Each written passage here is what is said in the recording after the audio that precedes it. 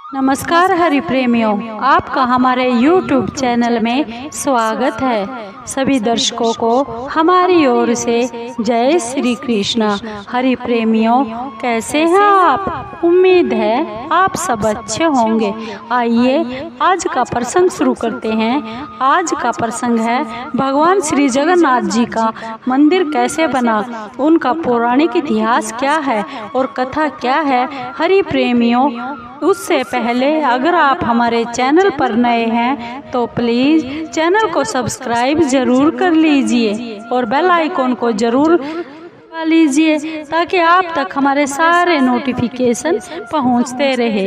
हरि प्रेमियों, आपका एक भी सब्सक्राइब हमारे लिए बेहद मायने रखता है। हरि प्रेमियों, आइए जानते हैं भगवान श्री जगन्नाथ जी का मंदिर कैसे बना, उसका पौराणिक इतिहास क्या है और क्या कथा है।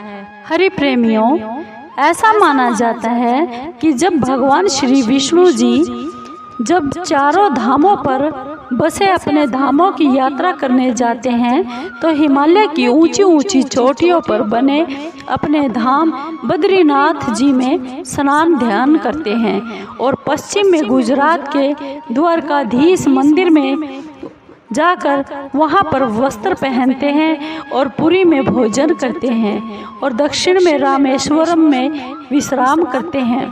द्वापर के बाद भगवान श्री कृष्ण पुरी में निवास करने लगे, द्वारकापुरी में निवास करने लगे और बन गए जगन्नाथ। पुरी का जगन्नाथ धाम चारों धामों में से एक धाम है। यहाँ पर बलभद्र और बहन सुभद्रा के साथ भगवान श्री जगन्नाथ जी विराजमान है। हिंदुओं के प्राचीन और पवित्र 7 नगरियों में पुरी यानी उड़ीसा राज्य के समुद्र तट पर बसा हुआ है और जगन्नाथ मंदिर विष्णु के 8वें अवतार भगवान श्री कृष्ण जी को समर्पित है। हिंदू पुराणों में इसे धरती का वैकुंठ भी कहा जाता है। यह भगवान विष्णु के 4 धामों में से एक धाम है। ब्रह्म और स्कंद पुराण के अनुसार भगवान श्री विष्णु नील माधव के रूप में यहाँ पर अवतरित हुए और सबर जनजाति के परम पूज्य देवता बन गए। भगवान श्री जगन्नाथ जी का रूप कबीलाई देवताओं की तरह है। पहले कबीले के लोग अपने देवताओं की मूर्तियों को काट की बनाते थे और जगन्नाथ मंदिर में सबर जनजाति के पुजारियों के अलावा ब्राह्मण पुजारी भी है और ज्येष्ठ पूर्णिमा से आषाढ़ पूर्णिमा तक सबर जनजाति के लोग ही जगन्नाथ जी की सारी रीतियां करते हैं। नाथ मंदिर जी की कथा इस प्रकार है।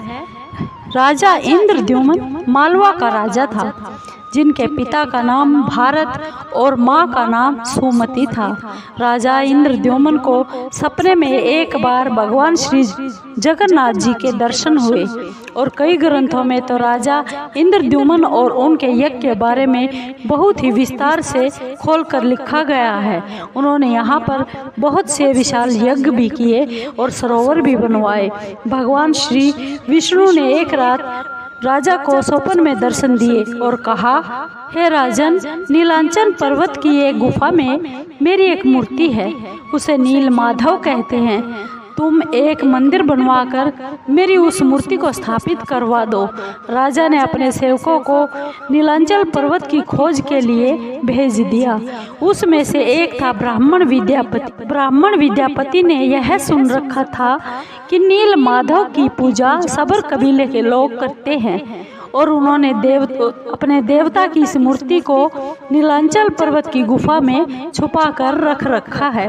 वह यह भी जानता था कि सबर कबीले का जो मुखिया है विश्ववसु नील माधव का बहुत ही परम उपासक है और उसी ने मूर्ति को गुफा में छुपा कर रखा हुआ है।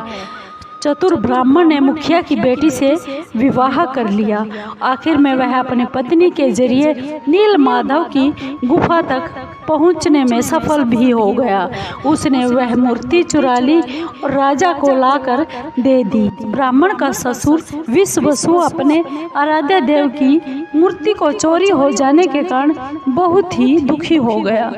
अपने भक्त के दुख से भगवान तो दुखी होने ही थे, भगवान श्री जगन्नाथ जी भी बहुत दुखी हो गए।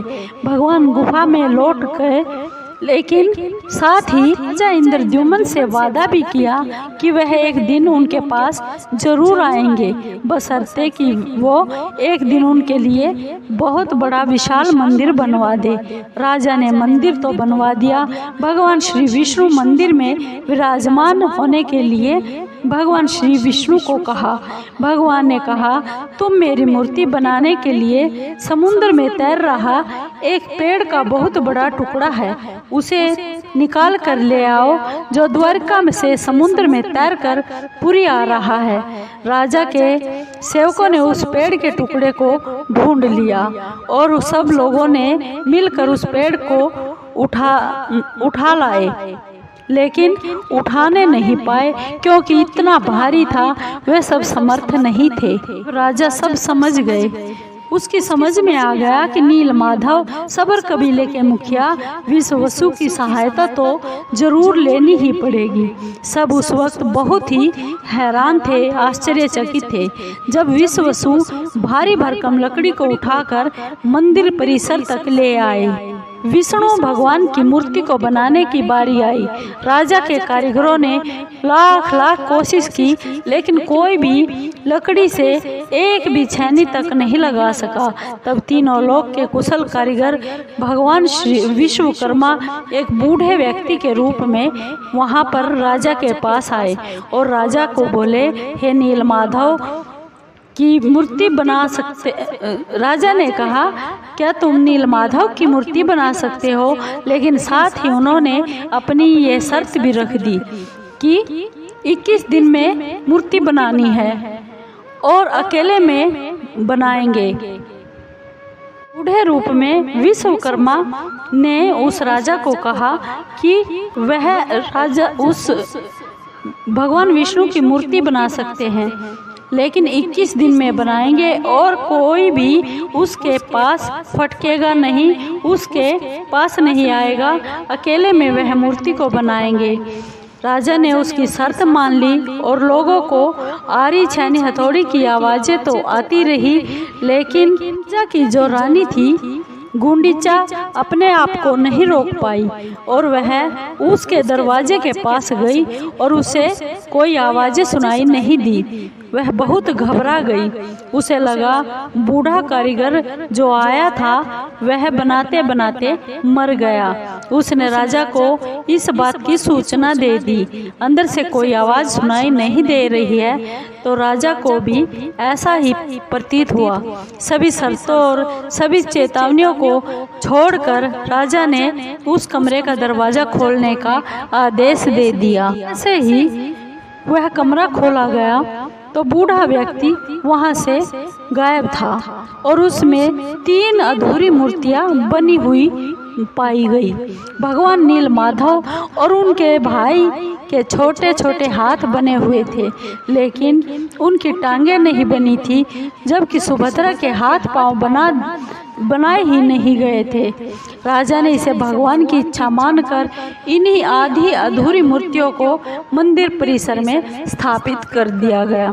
तब से लेकर आज तक तीनों भाई बहन इसी रूप में विद्यमान हैं। हरि प्रेमियों, जो वर्तमान में मंदिर है वह 7वीं सदी में बनवाया गया था। हालांकि इस मंदिर का निर्माण ईसा पूर्व 2 में भी किया गया था। यहाँ स्थित मंदिर 3 बार टूट चुका है और 1177 ईस्वी में उड़ीसा शासक अनंग भीमदेव ने इसका फिर से जीर्णोद्धार करवा दिया था और मुख्य मंदिर के आसपास लगभग 30 छोटे बड़े मंदिर स्थापित है। हरि प्रेमियों, आपको ये जानकारी, ये कथा आपको कैसी लगी? अगर आपको ये कथा अच्छी लगी हो तो प्लीज़ चैनल को सब्सक्राइब कीजिए, लाइक कीजिए, शेयर कीजिए और कमेंट ज़रूर कीजिए। हरि प्रेमियों, आपके कमेंट का हमें बेसब्री से इंतज़ार रहता है। हरि प्रेमियों, धन्यवाद।